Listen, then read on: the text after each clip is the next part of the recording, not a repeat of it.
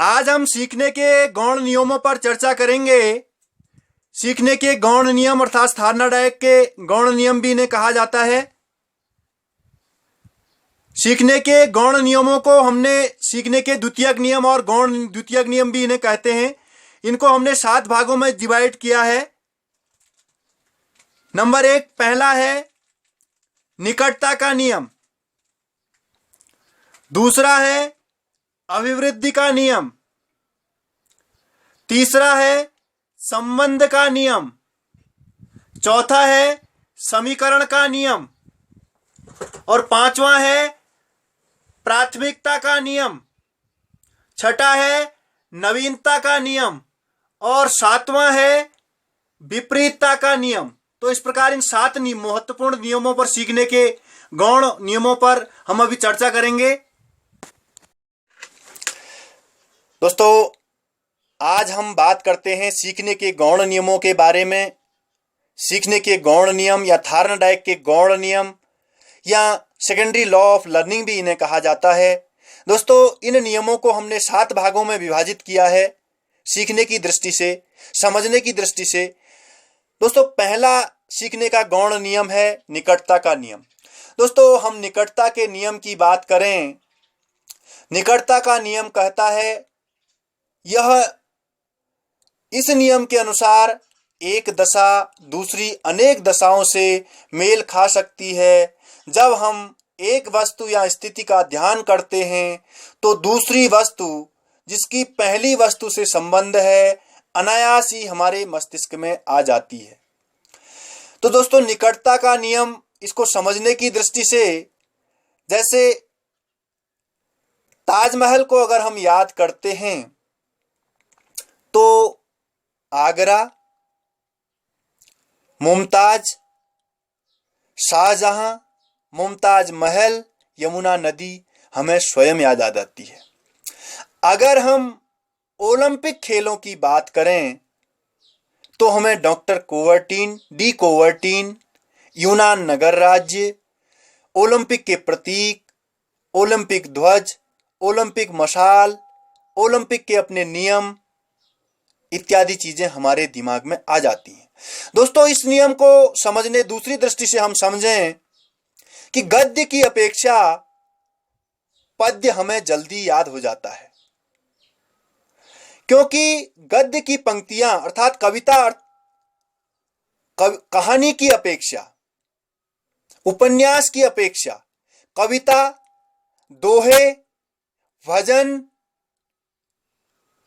चौपाई इत्यादि चीजें हमें जल्दी याद हो जाती हैं, क्योंकि कविता, चौपाई, दोहे इनकी पंक्तियां एक दूसरे से मिली रहती हैं। एक पंक्ति का संबंध दूसरी पंक्ति से होता है, इसलिए इसको समझना हमें आसानी होती है, इसको सीखने में आसानी होती है। इससे इनकी आप पंक्तियों में आपस में निकटता होती है, कुछ न कुछ संबंध होता है। ये निकटता के नियम को इस प्रकार से समझा जा सकता है, क्योंकि निकटता सीखने का आसान तरीका है, सीखने को सरलता प्रदान करता है निकटता का नियम। दूसरी बात करें दोस्तों हम अभिवृद्धि का नियम। दोस्तों, अभिवृद्धि का नियम क्या है? इस नियम के अनुसार सीखना हमारी अभिवृत्ति या मनोवृत्ति पर भी निर्भर करता है। हमारी अभिवृत्ति इस बात पर निर्भर करती है कि हम संतुष्ट हैं या असंतुष्ट। दोस्तों, अभिवृत्ति का नियम यह कहता है कि हमारी अभिवृत्ति और मनोवृत्ति पर सीखना निर्भर करता है और हम संतुष्ट हैं या असंतुष्ट हैं इस बात पर सीखना निर्भर करता है। दोस्तों, जैसे एक अनुभवी खिलाड़ी और एक अनुभवी खिलाड़ी की अभिवृत्ति या मनोवृत्ति में काफी अंतर होता है। एक सामान्य खिलाड़ी और एक अनुभवी खिलाड़ी की अभिवृत्ति और मनोवृत्ति में काफी अंतर होगा। यदि एक कोच किसी खेल के मूल कौशल को सिखाना चाहता है, उसमें अन्य खिलाड़ियों के साथ एक अनुभवी खिलाड़ी भी है, तो अनुभवी खिलाड़ी की मनोवृत्ति उस खेल कौशल को सीखने में होगी, जबकि अनुभवी खिलाड़ी की मनोवृत्ति उस कौशल में न पूर्ण रूप से न होकर के पूर्ण खेल में होगी। अनुभवी खिलाड़ी उस स्किल को पूर्ण खेल की हैसियत से देखेगा, उस स्किल के साथ साथ पूरे खेल में उसकी नजर होगी, केवल उसी स्किल में नहीं होगी। तो अभिवृद्धि के नियम को इस प्रकार से समझा जा सकता है। तीसरी बात करें दोस्तों हम संबंध के नियम की। संबंध, यदि उद्दीपक प्रतिक्रिया का आपसी संबंध प्राकृतिक है तो सीखना अधिक प्रभावशाली होता है। उदाहरण के तौर पर अगर रनिंग, जंपिंग और थ्रोइंग की क्रियाएं हम सीखना चाहते हैं तो हम इसे आसानी से सीख सकते हैं। एथलेटिक्स की इन क्रियाओं को हम आसानी से सीख सकते हैं क्योंकि दौड़ना, कूदना, फेंकना मनुष्य के प्रारंभिक स्वभाव में है, प्राकृतिक स्वभाव में है। तो इन क्रियाओं को सीखना आसान हो सकता है। अगर हम अप्राकृतिक चीजों को, जो हमारे स्वभाव में नहीं है, जो हमारे आसपास नहीं है, उनको सीखना कठिन होता है प्राकृतिक चीजों की अपेक्षा। ये संबंध, अगर उनसे हमारा संबंध पहले से है, किसी स्किल से, किसी खेल से, किसी तकनीक से, तो उसे हम आसानी से सीख सकते हैं। दोस्तों, सीधे आगे की चलने तरफ दौड़ने की अपेक्षा अगर हमसे कोई उल्टे पांव पीछे की तरफ दौड़ने के लिए कहे, उल्टी पीछे को हाथ करके पीछे की तरफ दौड़ने के लिए कहे, तो हम नहीं दौड़ सकते हैं उल्टे पांव, क्योंकि हमारे स्वभाव में आगे की तरफ चलना, आगे की तरफ दौड़ना, आगे की तरफ हाथ करना है, और पीछे की तरफ हाथ करना, पीछे की तरफ दौड़ना हमारे स्वभाव में नहीं है। तो हमें वह मुश्किल होगा, बहुत मुश्किल होगा पीछे की तरफ दौड़ना। तो यह कहता है संबंध का नियम। इस प्रकार संबंध के, अब अगले नियम की बात करें दोस्तों हम समीकरण का नियम। दोस्तों अब बात करते हैं हम समीकरण के नियम की। दोस्तों समीकरण का नियम क्या कहता है? समीकरण का नियम कहता है सीखने वाला अपने अनुभवों के आधार पर, सीखने वाला अपने अनुभवों के आधार पर ऐसी प्रतिक्रिया करता है।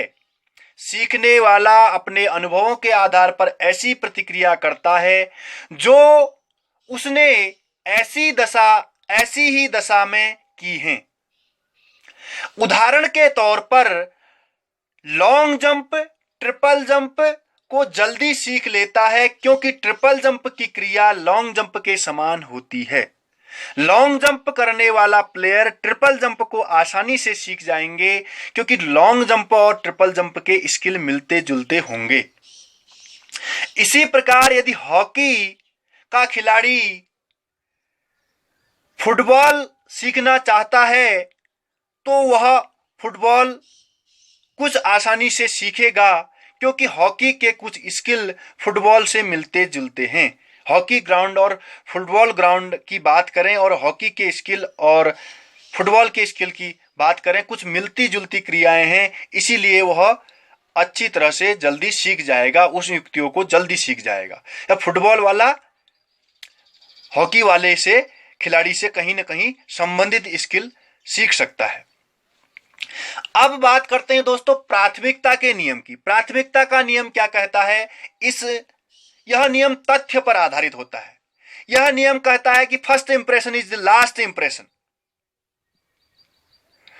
दोस्तों एक कोच का अभ्यास करने का तरीका, अभ्यास कराने का तरीका,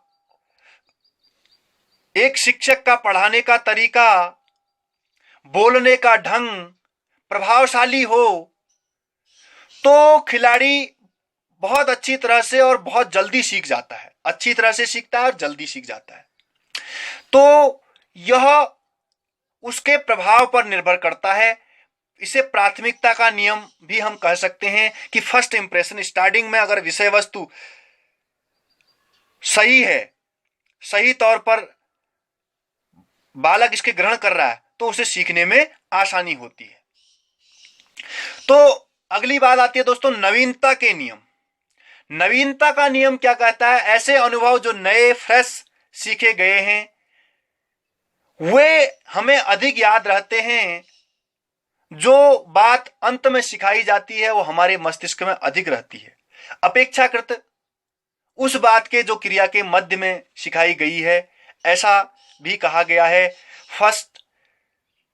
the first impression is the last impression. और last impression is the first impression.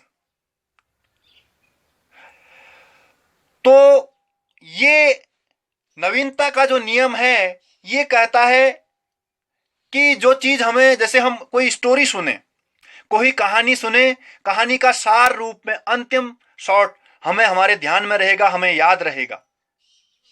और किसी खेल को के बारे में हम खेल कौशल को देख रहे हैं, खेल देख रहे हैं, जैसे क्रिकेट का मैच हम सुनते हैं, देखते हैं, तो क्रिकेट के लास्ट ओवरों, निर्णायक ओवरों की स्थिति हमारे दिमाग में अधिक रहती है मध्य की स्थिति की अपेक्षा, क्योंकि first impression is last impression, last impression is first impression.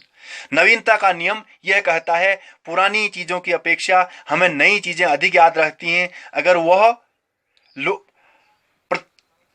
Skill प्रतिभाशाली स्किल है, प्रभावशाली स्किल है, तो हमें वो ज्यादा याद रहती हैं, जो इंपोर्टेंट होती है वो हमें ज्यादा याद रहती हैं। दोस्तों अगली बात आती है विपरीतता के नियम की। दोस्तों विपरीतता का नियम क्या कहता है? इस नियम के अनुसार यदि हम एक क्रिया को अच्छी तरह से सीख जाते हैं तो उसे ठीक विपरीत दशा में हम बहुत जल्दी सीख जाते हैं। ये क्या कहते हैं दोस्तों? इसको समझने की दृष्टि से विपरीतता का नियम इस प्रकार समझ सकते हैं। इस नियम के अनुसार यदि हम एक क्रिया को अच्छी तरह से सीख जाते हैं तो ठीक उसके विपरीत दशा को भी हम बहुत जल्दी सीख जाते हैं। विपरीतता का नियम ये कहता है। उदाहरण के तौर पर जब हम विपरीत शब्द याद करते हैं तो हम जल्दी सीख जाते हैं। यदि अच्छा याद हो जाता है तो बुरा भी हमें तुरंत याद हो जाता है। जैसे अच्छे का विलोम, अच्छा का विलोम बुरा, तो अच्छा हमें सीख गए कि अच्छा पॉजिटिव शब्द है, उसका नेगेटिव शब्द बुरा भी हमें जल्दी याद हो जाएगा। स्वच्छ, साफ जिसको बोलते हैं हम, स्वच्छ शब्द हमें जल्दी याद हो जाता है, तो हमें गंदा शब्द भी बुरा जल्दी याद हो जाएगा। तो अपेक्षाकृत विपरीत शब्द तुरंत सीख जाते हैं और अच्छे शब्द को सीखते हैं तो विपरीत शब्द उसका ऑटोमेटिक हम सीख जाते हैं। तो दोस्तों ये खेलों के जो सिद्धांतों पर हमने चर्चा की, जो खेलों के गौण नियमों को, इन 7 नियमों पर हमने चर्चा की, खेलों में हम इन नियमों को भली भांति सीख सकते हैं और अर्थात विभिन्न खेल परिस्थितियों में इन नियमों का प्रयोग किया जा सकता है। ये खेलों में अच्छे प्रशिक्षण के लिए, कक्षा में अच्छे शिक्षण के लिए ये नियम प्रभावशाली नियमों के रूप में जाने जाते हैं, जो आज भी प्रभावशाली रूप से लागू हैं और जो हम सब पर लागू होते हैं। धन्यवाद।